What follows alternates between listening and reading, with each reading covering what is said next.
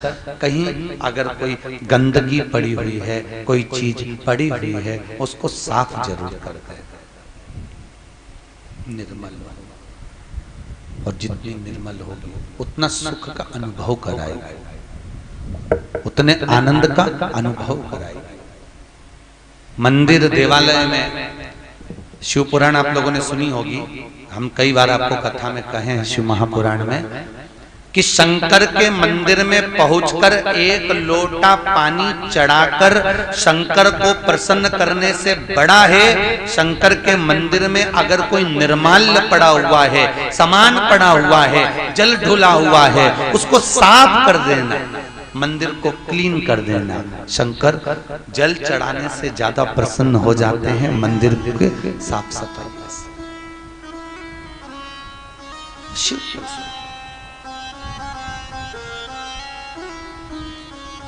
सबसे जल्दी राजी होने वाला देवता कौन सा है? जम के बोलो, बोले बहुत जल्दी राजी होता है। एक लोटा पानी चढ़ाओ, 3 बार ताली बजाओ, बम बम बोलो, राजी बहुत जल्दी तैयार, एकदम बहुत, और बहुत अलमस्ती में बैठता है, कोई टेंशन नहीं, कोई चिंता नहीं, बैठा है। पार्वती जी कई बार बोलती हैं आपको चिंता नहीं रहती।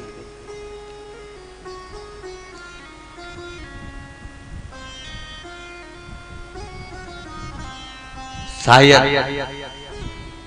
मुझे लगता है शिव निरंकारी होने के कारण, शिव दिगंबर होने के कारण,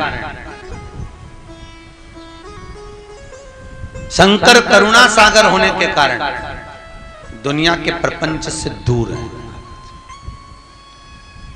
और एक चरित्र उठाकर देखो, माता पार्वती का, एक माता पार्वती के स्वरूप की पूजन पृथ्वी पर होती है विधवा रूप में। कौन से रूप में होती है? विधवा के रूप में, वेधव्य के रूप में माता पार्वती पूजाती है। शायद उसका प्रतिबिंब यहां मिल सकता है। कारण एक बार माता पार्वती ने भगवान शंकर से विनती करी, भोलेनाथ जी से विनती कर रही हैं। शंकर भगवान के सम्मुख में बैठी माता पार्वती शंकर की आराधना में लीन थी। इतनी देर में गणेश जी महाराज आ गए। गणेश जी ने आकर कहा, मां बहुत भूख लगी है, कुछ चरण का, क्यों? क्योंकि 33 कोटि देवताओं में सारे देवता अपने अपने धाम में विराजमान हैं। वैकुंठ में भगवान विष्णु, ब्रह्मलोक में ब्रह्मा, और मृत्यु लोक का अगर कोई देव है, पृथ्वी का अगर कोई देवता है तो देव अधिदेव महादेव है। पृथ्वी का देवता कौन सा है? महादेव। शंकर भगवान इस मृत्यु लोक के देव हैं। अब वैकुंठ का देवता वैकुंठ जैसा रहता है, ब्रह्मलोक का देवता ब्रह्म जैसा, अब मृत्यु लोक का देवता मृत्यु लोक जैसा। जैसा हमारा घर वैसे शंकर जी का घर, जैसे हमारा परिवार वैसे शंकर जी का परिवार।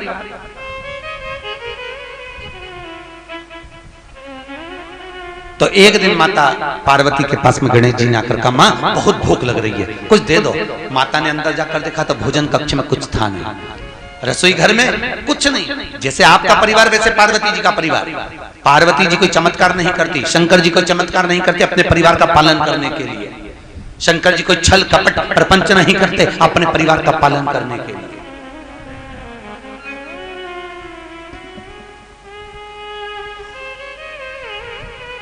महाराज इतने में कार्तिकेय आया। मां ने कहा, मैं तुझे भोजन देती हूँ। कार्तिक क्या कर बोले, मां बहुत भूख लग रही है। थोड़ी देर बाद शंकर भगवान की 5 लड़कियां आकर खड़ी हो गई, जया, विशरा, शामली बारी, दौतली, देव। 5 ने आकर कहा, मां बहुत भूख लग रही है। थोड़ी देर बाद अशोक सुंदरी आकर कहती है, मां बहुत भूख लग रही है। अंदर जाकर देखा रसोई घर खाली था, कुछ भोजन की सामग्री नहीं है, कुछ भोजन की वस्तु नहीं है। पार्वती जी ने शंकर जी के ऊपर एक लोटा पानी चढ़ाया, विनती करी, भोलेनाथ जी घर में कुछ वस्तु नहीं है। शंकर जी उठे नहीं, नेत्र बंद कर कर बैठे थे। शिव जी नेत्र बंद कर कर बैठे हैं। पार्वती बार बार विनती कर रही है, माता जगतजननी बार बार निवेदन कर रही है, पर शंकर उठते नहीं है। इतने में पार्वती माँ से फिर विनती करी गई, माँ भूख लग रही है, माँ कुछ दे दीजिए, भूख लग रही है। इतना तो सुनना था। पार्वती क्रोध में लाल हो गई, भगवान शंकर को जगाने का प्रयास करा, नहीं उठे। पार्वती को क्रोध आया और मां जगतजननी जगदम्बा ने शंकर को उठाया और निकल गई। जैसी मुंह खोलकर निकली, शंकर अंदर पहुंच गए। जैसी अंदर पहुंचे, उदर में मां के स्तन में दूध आना प्रारंभ हो गया और पार्वती ने अपने सारे बच्चों को स्तनपान करा दिया, उनका पेट भर दिया। चारों तरफ त्राही त्राही मच गई, हाहाकार मच गया। शिव नहीं है, शिव नहीं है। सब दूर देखा परखा, सबने विनती करी। तब ब्रह्मा नारायण से जाकर कहा तो ब्रह्म नारायण ने कहा पार्वती जी शंकर को निकल गई है। माता पार्वती की स्तुति करी, मां जगतजननी जगदम्बा से विनती करी। जगतजननी जगदम्बा से जब विनती करी, तब मां ने अपने नासिका के श्वास से धुएं के रूप में शंकर को प्रकट करा। शंकर जी का नाम ध्रुमबान हो गया और माता पार्वती का नाम ध्रुमावती हो गया। शिव जी का नाम ध्रुमबान पड़ा, माता पार्वती का नाम ध्रुमावती पड़ गया। शंकर भगवान ने कहा, पार्वती तूने अपने बच्चों का भरण पोषण करने के लिए मुझे निकला था, इसलिए कुछ देर के लिए तो विधवा का रूप धरेगी। ध्रुमावती माता की जो पूजन है वो वेधव्य रूप में। पूरे भारत की भूमि पर माता ध्रुमावती के केवल 2 ही मंदिर हैं।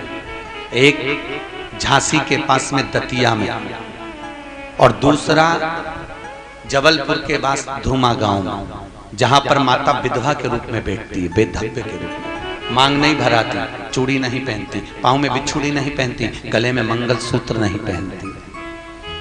सुहागन स्त्रियों का प्रवेश वर्जित है। सौभाग्यवती नारी नहीं जाती। आज भी ध्रुमावती माता को सरसों के तेल में मंगोड़े बनाकर भोग लगाए जाते हैं। अगर 7 मंगोड़े रखे रहते हैं तो उसमें से 1 मंगोड़े के 2 टुकड़े हो जाते हैं। आज भी ध्रुमावती को दतिया में नीचे भोग लगता है, पर्दा लगा रहता है। मंदिर के अंदर जाना वर्जित है, केवल पुरुष जा सकता है। ध्रुमावती तो कहीं ऐसा भाव प्रकट होता है कि पाने की जो ललकता है, जब और दूसरा चरण माता ने खाया, शंकर भगवान चरण गया आकाश में, सौभाग्य को मांगा। ब्रह्मा जी ने देखा भगवान का चरण आया है तो ब्रह्मा जी ने अपने कमंडल के जल से, स्कंद पुराण में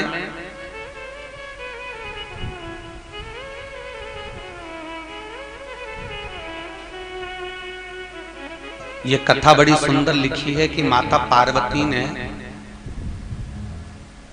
कितनी चीजें थी वो, कोई 8 चीजों का दान है। कितनी चीज थी वो? 8 चीजों का दान है।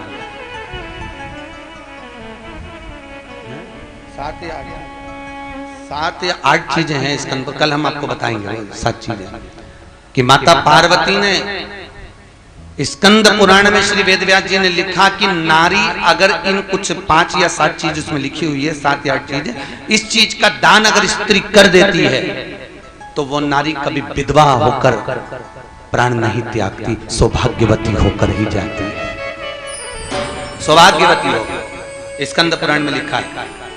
वो कुछ चीजें लिखी हुई है कि ये चीज का नारी अगर तुला दान कर देती है, एक पलड़े में नारी बैठे, दूसरे पलड़े में ये बैठे, अखंड सौभाग्य लेकर नारी मांग भरकर, बिछुड़ी पहनकर, हाथ में मेहंदी चूड़ा धारण कर कर तुलादान इन वस्तुओं का कर देती है तो वो कभी विधवा होकर नहीं जाती, वो अखंड सौभाग्यवती होकर जाती है। 7 जन्म तक नारी सौभाग्यवती रहती है। हमारा उस दान की महत्व अखंड।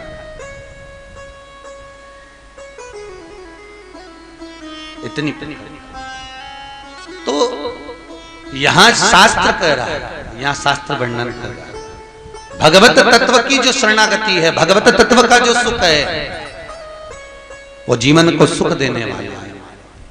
भगवान कल अपन कथा में श्रवण करें माता देवकी, माता यशोदा, नंद बाबा, वसुदेव, ये चार पात्र हैं भगवान के प्रागट्य के स्वरूप। चार।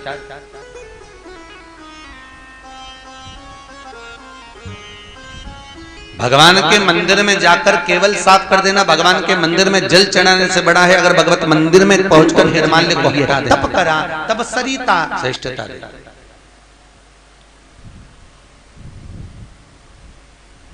भगवान के मंदिर में पहुंचकर कुछ सेवा प्रदान करना। यहाँ पर भी भागवत के पंडाल में भी आप भोजनशाला में कई माताएं पहुंचकर कोई रोटी बनाने में बैठ जाती है, कोई पूड़ी बेलने में बैठ जाती है, कोई परोसगारी करने में लग जाती हैं। ये आपका भाव है। आप जो सेवा गंगा के घाट पर कर रहे हो, जो गंगा के घाट पर आपने श्रीमद् भागवत कथा को श्रवण करते करते जो दान, जो पुण्य, जो सत्कर्म, जो कथा और जो सेवा तुम कर रहे हो, इस सेवा का फल तुम्हें यहाँ मिले ना मिले, पर यह पक्का है तुम घर पहुंचोगी ना, 1 वर्ष के अंदर तुम्हें इस सेवा का फल अवश्य प्राप्त हो जाएगा। ये पक्का है। जो तुम कर रहे हो, जो तुम प्रदान कर रहे हो, उसका फल जरूर है। अच्छा, कई लोग कहते हैं आज करोगे तो कल मिलेगा, कोई कहते हैं अभी कर कर जाओगे तो बाद में मिलेगा, नीचे करोगे तो ऊपर मिलेगा। ऊपर किसने देखा? अरे बोलो तो सही, ऊपर से कौन बताने आएगा कि हमको मिला कि नहीं मिला? पर गरुड़ पुराण के अंदर लिखा हुआ है कि मनुष्य देह को जब मानव जीवन मिलता है, जब जीवात्मा मां के गर्भ में आती है और गर्भ में आने के बाद जब वो जन्म ले लेती है, उस जन्म लेने के बाद में वो जीवात्मा जितना जितना कर्म करती चली जाती है, उसका फल मानव शरीर को तुरंत प्राप्त होना चालू हो जाता है। आज करोगे कल मिलेगा, कल करोगे परसों मिलेगा, यही की यही प्राप्त होना है। मरने के बाद की कोई गारंटी नहीं है साहब कि मरने के बाद तुम्हें कुछ मिला नहीं मिला। एक माता जी वो कोई मर गया था, उसके बाद में वो दान कर रही थी टार्च, छतरी, चप्पल और आसन, लोटा और भी दान क्या क्या सामान था, गौमुखी माला। तो पूछा ये टार्च क्यों दे रही हो? तो कहे ऊपर जाएंगे ना, वो जीवात्मा जो गया होगा तो उसको लाइट का उजाला मिलेगा।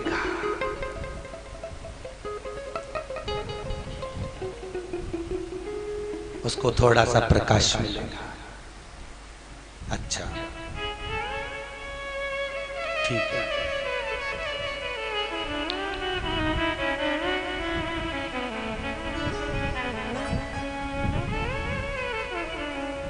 मरने के बाद जी टार्च, अरे बोलते जाओ, उजाले के लिए। और मालूम पड़े किसी आश्रम में हम गए थे, किसी गंगा के घाट पर हम गए थे, किसी मंदिर, किसी देवालय में हम गए थे। बहुत सारे आश्रम ऐसे होते हैं जिनमें बहुत पैसा होता है, लगाया नहीं जाता। बहुत आश्रम ऐसे होते हैं जिसमें नहीं होता, उसमें लगाने की जरूरत होती है। किसी कमरे में अगर बल्ब खराब हो गया, एक 10 रुपए का बल्ब लाकर तुम लगा देते तो मरने के बाद वो टार्च दान करने की जरूरत नहीं पड़ती, जरूरत नहीं पड़ती। यहाँ पर ये भाटी बहन जी बैठी हैं, जोधपुर से आई हैं। इन्होंने देखा यहाँ पर कुर्सियां कम थी, केवल 10-12 कुर्सी थी, 8-10 कुर्सियां थी। तो हमने शर्मा जी को फोन लगाकर पूछा, शर्मा जी यहाँ कुर्सियां हैं? तो कहे गुरु जी कुर्सियां तो कम ही हैं, और कोई लोग तो कमरों में ले गए, कोई कहीं ले गए, हाल में कुर्सियां नहीं हैं। हमने कहा किराए की मिलेगी? हाँ मिलेगी। भाटी बहन जी का फोन आया, गुरु जी कुर्सियां कम दिख रही है, लोगों को बैठने में दिक्कत होगी, 7 दिन के लिए कुर्सियां आप मेरी तरफ से बुलवाओ तो लोग बैठकर कथा का रसपान करेंगे। धन्यवाद दूंगा भाटी बहन जी आपको। 50 कुर्सियों का ऑर्डर दिया गया, कुर्सियां आई और आप लोग बैठकर कथा का रसपान कर रहे हैं। उसका तात्विक सुख मिलेगा कि नहीं मिलेगा? थोड़ा तो पुण्य कहीं ना कहीं नहीं गया। मरने के बाद सुख सेज दी, मरने के बाद सैया। तो श्रीमद वल्लभाचार्य जी ने जगन्नाथपुरी में मायावत का खंडन करा है महाराज, यही मायावत का खंडन करा कि मरने के बाद दिया तो तुम्हें मिला क्या। अरे बोलो तो सही, अपने बच्चों से कहकर जाना, अपने बेटे और बहुओं से कहकर जाना कि हमारे मरने के बाद भले तुम बामन मत जिमाना, पर आज हमको मौका मिला है, हमें जिमाने दो। आज हमें मौका मिला है, हमारे मरने के बाद भले हमें गंगा जी मत ले जाना, वहीं इंदौर में तुम तो पटक देना, क्या करें यहाँ लाके, मत लाओ, पर जीते जी गंगा नहा लो, जीते जी ब्राह्मण भोज कराओ, जीते जी सैया दान करो, सुख सेज करो, जीते जी दान करिए, जीते जी सत्कर्म करिए। मरने के बाद टार्च देने से कोई फायदा नहीं है।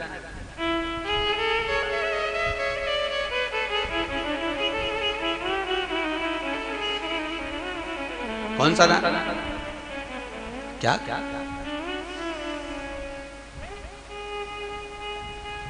एक जगह पर एक व्यक्ति कह रहे थे कि वो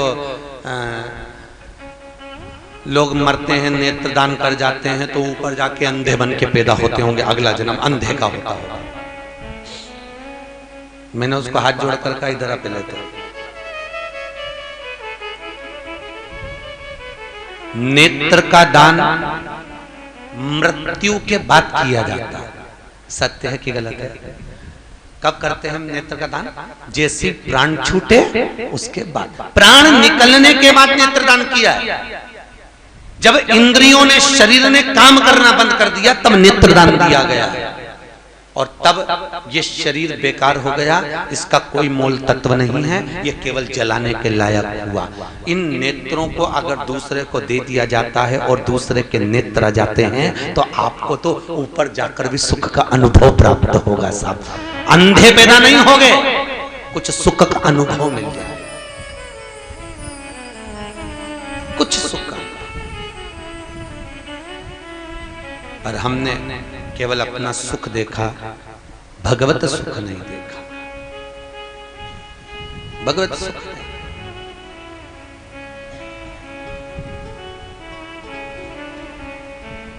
हमने अपना सुख देखा, और जिस दिन हम भगवत सुख धारण करेंगे उस दिन जीवन का सुख। आपको फिर निवेदन करूंगा, बहुत किस्मत वाले हो साहब, बहुत भाग्यशाली हो आप लोग, बहुत भाग्यशाली, बहुत किस्मत वाले हो। और मेरे को तो लगता है आप लोग अपने फोटो अगर व्हाट्सएप पे डाल भी रहे होगे तो तुम्हारी पड़ोसन सबसे ज्यादा तुमसे जल रही हो कि ये सुखताल में बैठ के कथा सुन रही और हम यहाँ पड़े हुए। बड़े भाग्य, ये वृंदावन से महाराज जी आए हैं कथा सुनने के लिए।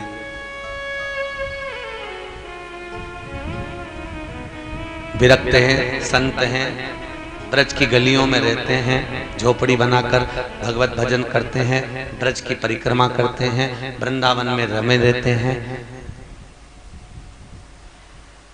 बहुत मन में था गुरु जी की कथा सुने, कथा सुने। खाटू आए कथा सुनने, मन में रहा नहीं कि खाटू की ऐसी हिलोली पड़ रही थी कि अब तो सुखताल जाऊं। रिजर्वेशन मिले नहीं मिले, धक्का खाते खाते कल यहाँ पहुंच ही गए भगवत कथा को श्रवण करने।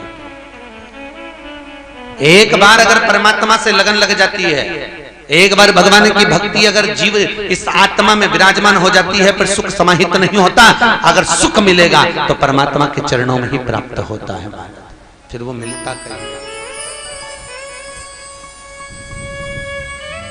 वो कहते हैं ना, मैं हूं प्रेम रोगी, मेरी दवा तो कराओ, जाओ जाओ जाओ कोई वेद को बुलाओ। पर वेद भी वो होना चाहिए जैसे साध्वी पूर्णिमा जी कहती हैं कि सताओ ना हमें लोगों, हमें दिल की बीमारी है,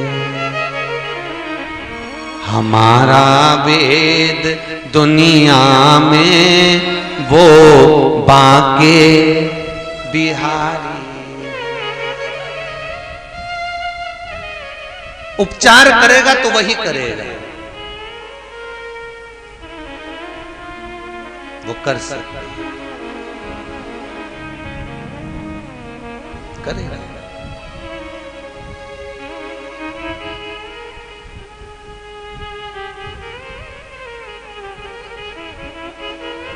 एक हार्डिया जी हमारे सीहोर में एक परिवार है, उनके यहाँ माता जी को बड़ा रोग हो गया, कैंसर जैसा। डॉक्टर ने कहा इनका ये कराना पड़ेगा, ऑपरेशन करना पड़ेगा, कीमो कराना पड़ेगा। अब उनकी उम्र है 72 वर्ष की। हमने एक ही बात कही, मान्यवर कुछ मत कराओ, ठाकुर जी के सामने जो झारी जी भरते हो झारी जी का जल दो, और कहीं भागवत हो रही हो तो भागवत का प्रसाद ले जाकर, कोई फल ले जाकर व्यासपीठ से दे दीजिए। ये भागवत की बड़ी महत्वता है साहब। दुनिया के लोग समझे ना समझे, पर इस भागवत तत्व को जिसने जान लिया वो जीवन का सुख पा गया साहब।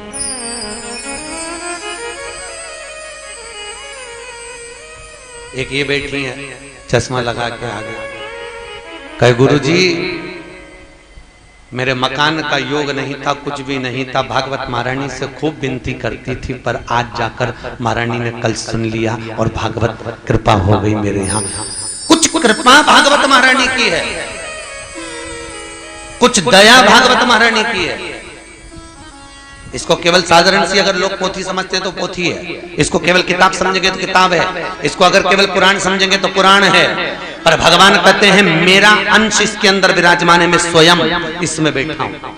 लोग मुझे तीर्थ में ढूंढने के लिए जाएंगे, भागवत के पंडाल में आकर बैठ जाना, मैं स्वयं तुम्हें दर्शन दे दूंगा। उससे बोलो तो सही, एक बार मिलो तो सही। उस तात्विक हमने उनसे इतना ही कहा कि भागवत का एक फल ले जाकर खिला देना। महाराज आज तक अच्छी जिंदगी जी रही है, आनंद में रह रही है, कटवा देते, पिटवा देते, कीमो मीमो करवा देते, तड़प तड़प कर मर जाती। कुछ मत कराओ, भगवान की शरण में रखो। जो हो गया बीमारी अपनी जगह पर है, पर एक काम करो, भगवत भजन कराओ, कथा सुनाओ, सत्संग कराओ। जाना तो सबको है, कोई आज जाएगा कोई कल जाएगा। बस भगवान तो बहाने बनाता है कि ये बीमारी दे दी, भगवान ने बहाना बना दिया, एक्सीडेंट हो गया, भगवान ने बहाना बना दिया, ये हो गया। भगवान अपने ऊपर कभी नहीं लेता, तुम्हारे ऊपर ढोल कर चलता। वो तो केवल एक बहाना बनाया।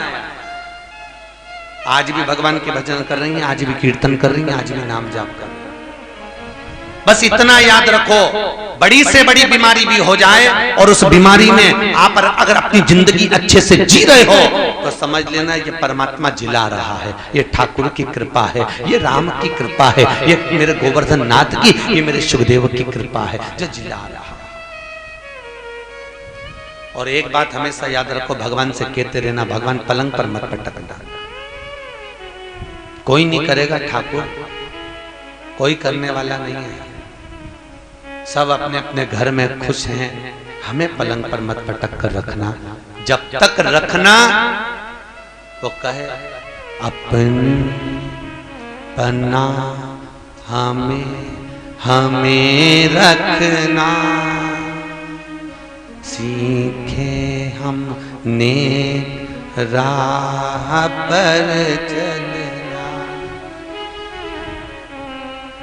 बस संसार में रहूं जब तक ऐसे रखना कि तेरी चरणारविंद की रज को मैं प्राप्त करती रहूं, सुख का अनुभव करती,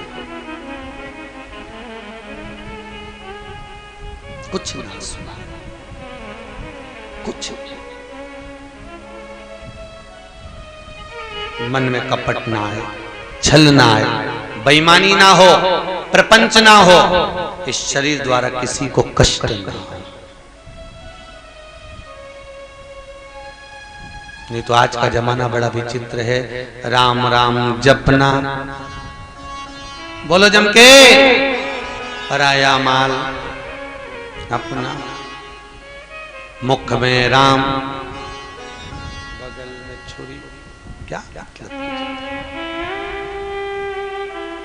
बहुत अच्छा जीवन और बहुत अच्छी जिंदगी जी रहे हो आप लोग, बहुत सुंदर भजन भी कर रहे हो, कथा भी सुन रहे हो, और फिर जाओगे अपने दुकान धंधे पानी को संभाल लोगे, फिर कहीं 7 दिन का मेला भराएगा, फिर आ जाओगे। बैटरी को चार्ज करने के लिए तुम दौड़कर बस ऐसे तीरथ आते रहना, बैटरी चार्ज हो जाए, वापिस अपने गांव में जाकर फिर वापिस बल्ब जलाते रहना, फिर वापिस काम, फिर धंधा, फिर नौकरी, फिर सर्विस, फिर ये अपने काम, प्रपंच, फिर वही काम, फिर कहीं पहुंच जाना, फिर भगवत भजन कर ले। और घर वालों से कहकर रखना, मैं तो जहां कहीं भी तीर्थ में कथा होगी मैं जाऊंगा, मेरे को काम बताने की जरूरत नहीं है। तो मम्मी ये छोरा छोरी अब स्कूल चालू हो जाएंगे, अब मैं इन बच्चों को देखूं कि तुम चली जाओगी तो फिर रसोई घर कौन संभाले? तो कह देना बेटा हम ऊपर जाएंगे जब भी तो संभालेगी। अरे बोलो तो सरी संभालेगी कि नहीं संभालेगी? तो यही समझ के हम तो गए, तो भजन हम तो गए। तो यह सोच भगवत भजन कर। देवकी निष्काम भक्ति है, वसुदेव आनंद है, यशोदा यश देने वाली है, नंद बाबा सुख है। और वसुदेव जी को सुख का अनुभव करने वाले आनंद कहा गया। देवकी को निष्काम भक्ति कहा गया। निष्काम भक्ति किसको कहते हैं? वो भक्ति जिसमें कुछ मांगा ना गया। भगवान के मंदिर में गए, तुमने ले जाकर जो देना था दे दिया, उसमें मांगने की कामना ना हो, उसमें मांगने की कामना ना हो, उसको केवल प्रदान किया जाए। मैं कई बार आप लोगों को खजराना गणेश की कथा सुनाता हूं कि नहीं सुनाता? कि खजराना में एक बार हम दर्शन करने गए, एक व्यक्ति 5 किलो मिठाई का डब्बा लेकर आया, खजराना के पंडित जी को दिया। पंडित जी ने वो डब्बा गणेश जी के सामने रख दिया। पंडित जी हमसे बात में लग गए, डब्बा देना भूल गए। सब लोग उसको धक्का दे रहे, वो नहीं निकल रहा। अभी तक तो वो गणेश जी को प्रणाम कर रहा था, अब इतनी लंबी लाइन, वो उसको धक्का दे रहा है पर वही टस से मस नहीं हो रहा, खड़ा। पंडित जी का ध्यान नहीं गया, सब लोग उसको धक्का मार रहे। अब वो थोड़ी देर से डब्बे को देख रहा, हमारा ध्यान गया। हमने पंडित जी से कहा महाराज इसका डब्बा रह गया। पंडित जी ने 4 लड्डू निकाल के उसका डब्बा उसको दिया। उसने डब्बे को ऐसे छाती से लगाया जैसे प्राण वापिस आ गए, जैसे प्राण। मिठाई किसके लिए ले गया था? बोलते जाओ। गणेश जी के लिए। डब्बा किसके लिए लेकर गया था? गणेश जी के लिए। मान लो अगर गणेश जी ने अपने पास रख लिया था तो चले जाना था, पर नहीं। अगर पंडित 4 लड्डू ज्यादा निकाल ले तो बाहर जाकर लोग कहना चालू कर देते महाराज चोट्टा है, महाराज चोट्टा। 4-4, 5-5 लड्डू रख लेता, बताओ इतना सारा लड्डू इकट्ठा कर करके कहीं करेगा। अच्छा ये बताओ, महाराज भी तो पेटी लेकर बैठा होगा, दूसरा आएगा उसको दे दे, पर नहीं। खजराना के गणेश को लड्डू तो केवल दिखाना था, बाहर जाकर देखा तो नई गाड़ी खरीद के लाया था, उसके लड्डू अपनी कॉलोनी में बढ़वाना था। गणेश जी को तो केवल दिखाने के लिए लेकर गया था। अलग से लड्डू लाऊंगा, कॉलोनी में अलग बांटूंगा, गणेश जी को अलग चढ़ाऊंगा, तो एक काम करता हूं गणेश जी को भी चढ़ जाएंगे, कॉलोनी में भी बढ़ जाएंगे। लड्डू चढ़े। इसको निष्कामता नहीं कहा गया, इसको कामायुक्ता कहा गया। जिसमें तुम्हारी मांगने की ललकता भरी हो, जिसमें तुम्हारी मांगने की ललकता प्रखर हो, उसको कामायुक्ता कहते हैं। निष्कामता नहीं। भगवान के मंदिर में जाकर तुमने कुछ नहीं मांगा, एकादशी का व्रत करा तुमने कुछ नहीं मांगा, सोमवार का व्रत करा तुमने कुछ नहीं मांगा, तुमने मंगलवार करा कुछ नहीं मांगा, इसको निष्कामता कहते हैं। निष्कामता।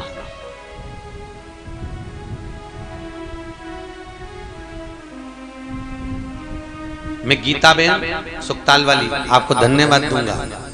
ये इतना सारा केक मिलकर केक बना के लाई, हमने इनको यहाँ पर बुलाकर कहा ये ले जाओ, इसमें से थोड़ा सा प्रसाद ले जाओ। अरे गुरुजी इतने सारे सबको बांटो, हम ले जाकर क्या करेंगे? इसको निष्कामता कहते हैं। नहीं तो कहीं का व्यक्ति होता, वो गीता बहन कहीं का व्यक्ति होता तो उसमें से आधा मिल्क केक पहले निकाल लेता, उसके बाद यहाँ लाता, और उसमें भी लोगों का समर्पण। कई लोग ऐसे होते हैं, लाए इतना हमने दिया है, ये हमारे काका जी को दो, हमारी चाची जी को दो, हमारे परिवार वालों को दो, बाद में सबको दो, तो फिर निष्कामता कहां से मिलेगी? अरे बोलो ईमानदारी से, उसको निष्कामता नहीं कहते, उसको कामायुक्ता कहते हैं। कामायुक्ता कहते हैं उसको।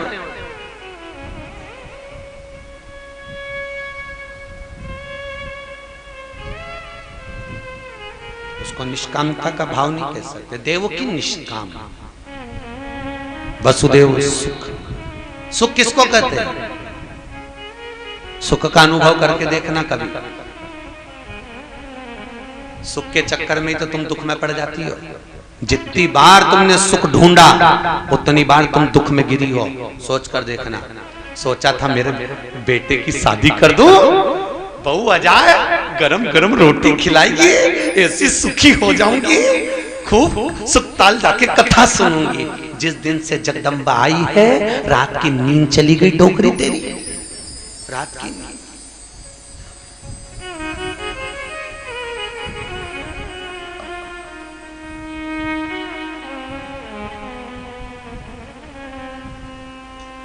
शादी, बेटे की शादी करी तो सोच रही थी अब आराम से उठूंगी, बहू आ गई है, काम संभालेगी। तूने एक दिन सोचा कि आराम से उठोगी, तू 8 बजे उठी, वो 8:45 बजे उठी। दूसरे दिन से तूने खुद सोच लिया, रहने बाबा मैं तो वही 6 बजे उठ के झाड़ू पोछा कर लूंगी, इसके चक्कर में कब तक पड़ी रहूं, इससे तो झाड़ू वाड़ू लगा के आधा काम तो निपटा दूं, वही बहुत है। सुख देखा, क्या मिला?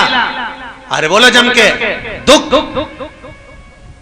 सोचा था एक वॉशिंग मशीन लेकर आ जाती हूं, कपड़े जल्दी धुल जाएंगे, सुख मिलेगा, थोड़ी शांति मिलेगी, थोड़ा सा काम निपटेगा। वॉशिंग मशीन लाई, पहले उसमें पानी डाल, पाउडर डाल, कपड़ा डाल, फाटक लगा, 10 मिनट बाद टेटे बोले, दौड़ के आ, उसमें से निकाल, अच्छे पानी में खंगाल, सूखने वाले में डाल, सूखने वाले से निकाल, फिर